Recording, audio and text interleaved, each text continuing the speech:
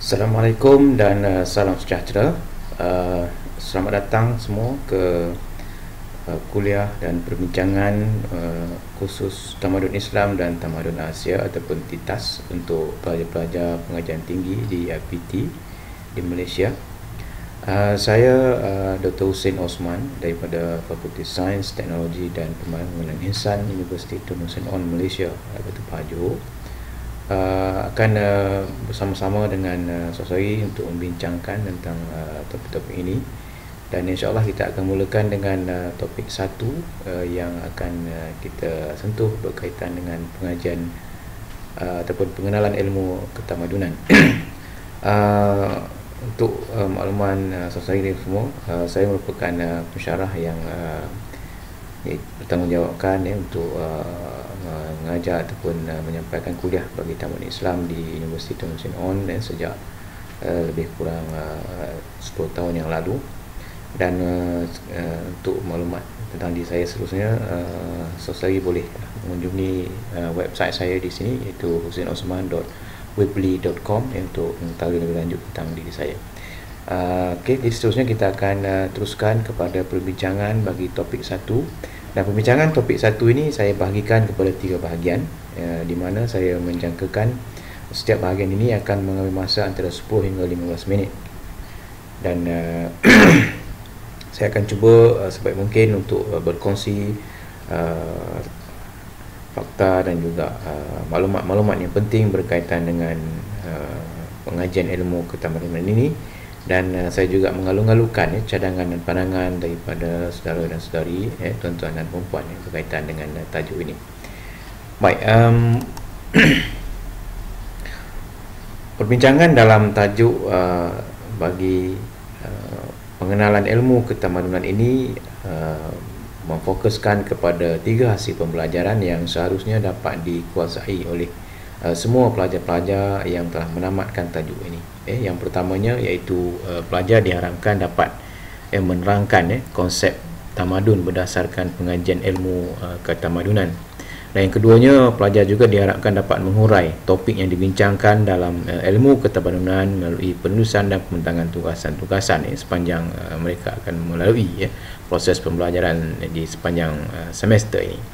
Dan yang terakhir sekali, saya juga mengharapkan pelajar yang telah mengikuti pembelajaran bagi topik ini dapat mempunyai kemahiran untuk mengkaji nilai-nilai dalam kehidupan bertamadun berdasarkan kepahaman terhadap ilmu ketamadunan yang dibincangkan di dalam topik ini. Baik, apa sebenarnya kepentingan ilmu ketamadunan? Kita sedia maklum bahawasanya kita adalah merupakan rakyat Malaysia yang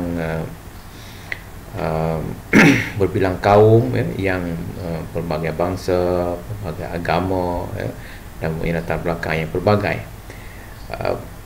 Pengajian ilmu ketamadunan ini sebenarnya mempunyai satu kepentingan bagi menyatukan kita untuk kita dapat hidup bersama dalam satu negara yang aman, makmur, aman, damai.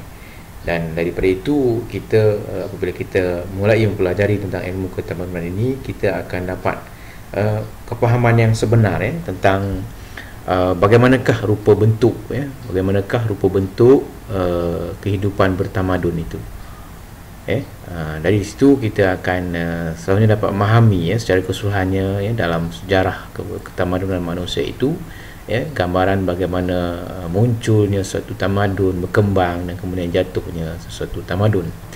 Dan begitu juga apabila kita memahami kesemuanya itu, kita diharapkan dapat membentuk satu daya juang yang tinggi untuk kita terus membentuk kehidupan masyarakat kita di Malaysia ini dalam keadaan yang bertamadun yang lebih tinggi.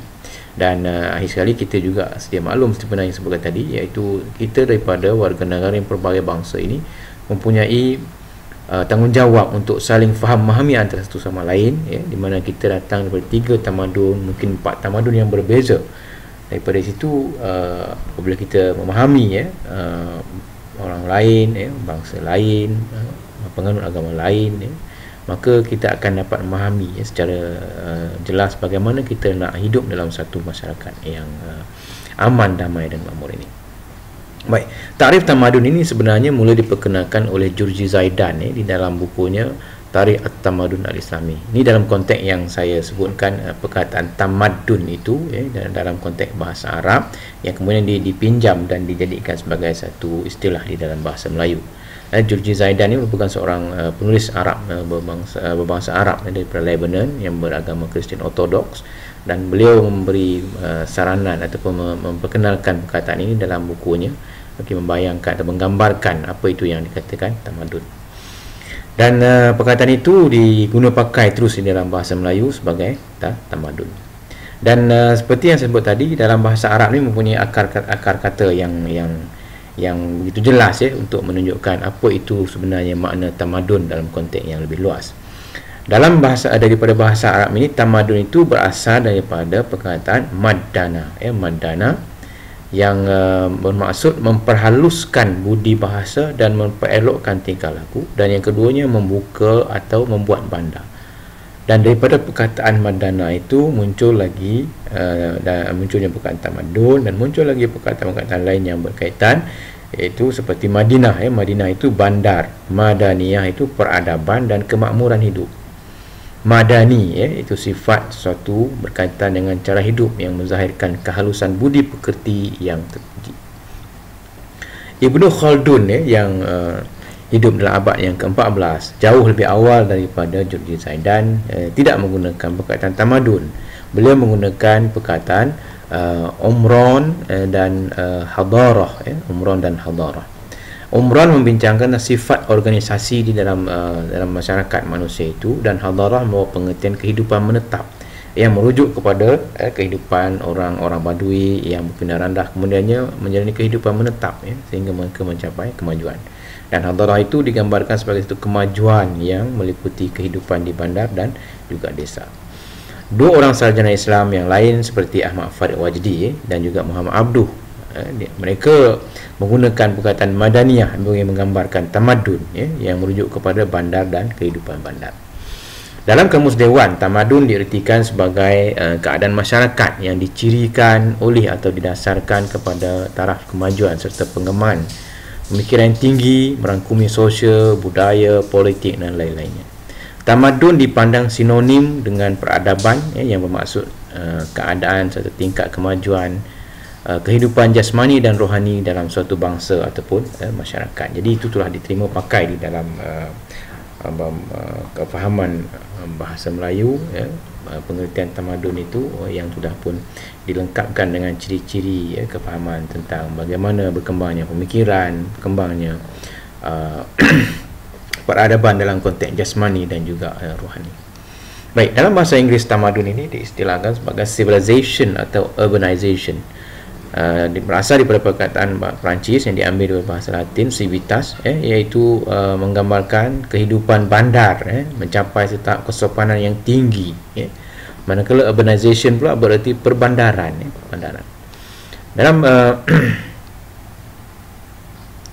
Dalam kalangan sarjana-sarjana barat, mereka melihat bahawasanya tamadun ini merupakan salah satu daripada daripada perkataan civilization itu merujuk kepada kualiti tinggi yang dimiliki oleh masyarakat, seperti yang disebut oleh Jacques Hawks. Collingwood melihat satu proses bagi mencapai satu tahap kehidupan sivil ataupun proses untuk menjadi sivil ataupun sopan. Keadaan masyarakat yang telah mencapai ciri-ciri masyarakat bandar atau mempunyai ciri-ciri persamaan dengan ciri-ciri masyarakat bandar. Samuel Johnson pula mengatakan bahawasanya civilization itu adalah satu keadaan yang bertentangan dengan kehidupan biadab atau barbarik, iaitu mencapai tahap kesopanan yang tinggi. Gordon Shelder memberi penekanan, menyebut tamadun itu adalah merupakan satu aspek di mana kita memberi penekanan kepada pencapaian material sebagai lambang ketamadunan sebuah masyarakat. Edward L. Farmer pula menyebut tamadun sebagai unit budaya yang besar, mengandungi norma-norma sosial, tradisi dan institusi yang dikongsi bersama dan diwarisi dari generasi ke generasi. Manakala Edward Bernard Taylor pula mengatakan bahawa tamadun itu sama dengan budaya yang merangkumi keseluruhan pencapaian manusia, termasuk pengetahuan, kepercayaan, seni, moral, undang-undang, adat dan keupayaan serta tabiat lain yang didapati oleh manusia sebagai anggota masyarakat. Jadi kita lihat sarjana barat ni melihat pelbagai aspek tamadun itu, bukan sahaja dalam konteks yang dikatakan material, bahkan juga konteks berkaitan dengan sosial, kehidupan masyarakat, budaya dan juga apa yang dikatakan sebagai spiritual. Baik, saya nak berkongsi sedikit tentang apakah yang di share di dalam video muzik ini dan mungkin kita boleh lihat bagaimana digambarkan kemunculan sebuah tamadun dan berkembang dan sebagainya.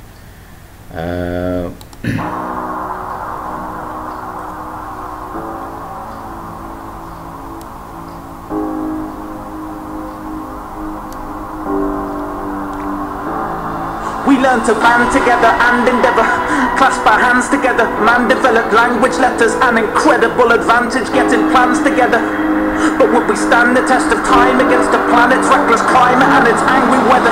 Spread the sails and head west against the gales and storm to board Norse longboats with decks as dense as nails. Our aim was riding waves and finding, claiming strange horizons, invading islands, native population slain with violence, enslaved and made to aim skyward, think of bigger things, sphinxes, pyramids, raise them high in the name of different kings. The different things we've held sacred, divine, through places and times, the range of supplications and rites through ages we find.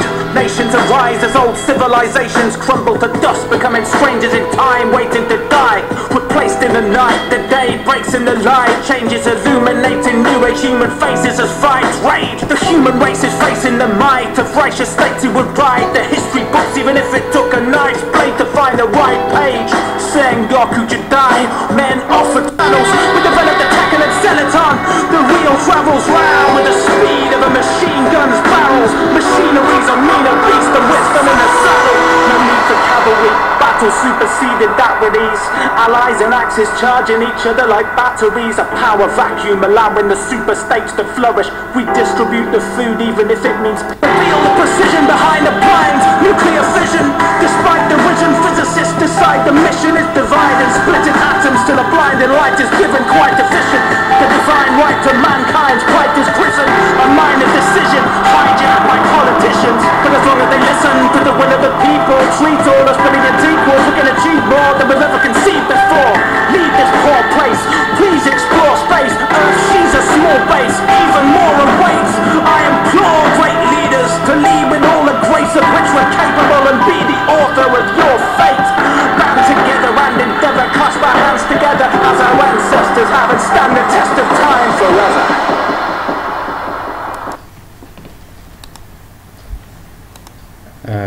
Itu kita lihat bagaimana